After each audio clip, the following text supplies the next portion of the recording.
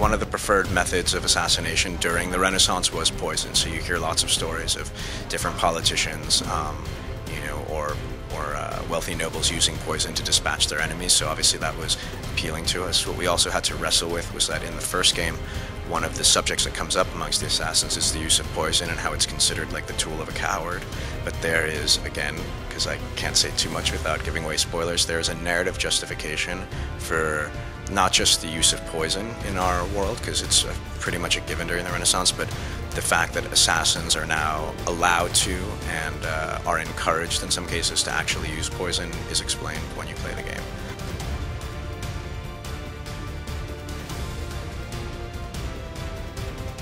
The first challenge was we wanted to take characters, again, just like with the setting that people were familiar with, and sort of provide a new spin on them without betraying history. And something that was particularly challenging with Leonardo is that most people, when they think of him, envision this older man from that self-portrait. And in our case, throughout most of the game, Leo's quite young. He's, in his 20s and 30s, just like Ezio. And so we had to think of a way to introduce this character that people are familiar with, but present him in a new light. This is the young Leonardo, who's not yet, a master or a supreme mind. He, just like Ezio, is still learning and still finding himself, and so that was really interesting for us to sort of take a character that most people think they know and sort of cast him in a new light, but hopefully one that fits with what we do know about him. And again, we tried to consult history books and historians in crafting his personality. We know that he was actually fairly charming and he had a sense of humor and he was very vivacious and bubbly, and so we tried to capture all of that. We tried to create this character that wasn't so much a wise Zen master, but someone that's really exuberant and very excited about discovering all of these new things. Right, let's see it. Haha! You found another one. It's another blade design. Ezio will become fairly close with a guy named Lorenzo de' Medici, who was the de facto ruler of Florence, even if officially he wasn't. He was the wealthiest and most powerful man, and the Medici family essentially ruled the city. Even if they didn't do so in title, they certainly did so just in practice. And this was a guy who had a lot of enemies and a lot of friends. He was a patron of the arts, but he also pissed off a lot of people, and so he was constantly having to sort of watch his back. At one point, there's a very famous historical episode known as the Pazzi Conspiracy, where a rival family known as the Pazzi conspired. They claim, with the consent of the Pope at the time, Pope Sixtus IV, to depose the Medici rulers in Florence so that the Pazzi family could take over. And so this is an event that you'll actually get to participate in when you play the game. And Ezio winds up saving Lorenzo, and as a result, the two of them begin this relationship.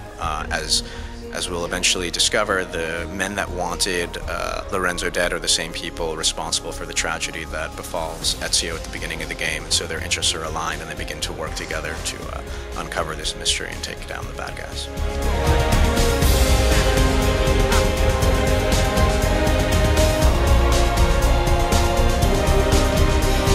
In our game, we have three different types of underworld factions. There are mercenaries, there are courtesans, and there are thieves. So for the thieves and the courtesans, for the most part, we invented characters. We just tried to make them fit with the times. We gave them sort of backgrounds and circumstances that were, they were impacted by, current events, but they are fictional characters. In one case, we have a condottiero, who is like a mercenary captain, who is actually based on a historical figure that lived in Venice.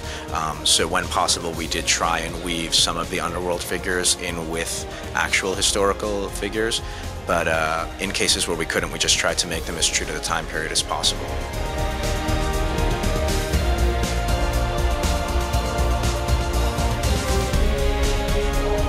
Writing a plot twist is a painful experience. It's best when they sort of happen randomly and it just strikes you and you're like, great, because other times you're so concerned about all the people on the internet message boards that are going to tell you that they saw it coming from a mile away and their grandmother could do it better. And so we try and think of all of the various things that people are going to expect and then cross them off the list, and I think that there are a couple of instances in the game where people will be genuinely surprised. The storyline in this game evolves. Initially, this terrible thing happens to Ezio's family. He embarks on this quest for vengeance, but fairly quickly he begins to realize there's more going on, and it becomes a story that's less about vengeance and more about duty, as he discovers that he has this assassin heritage.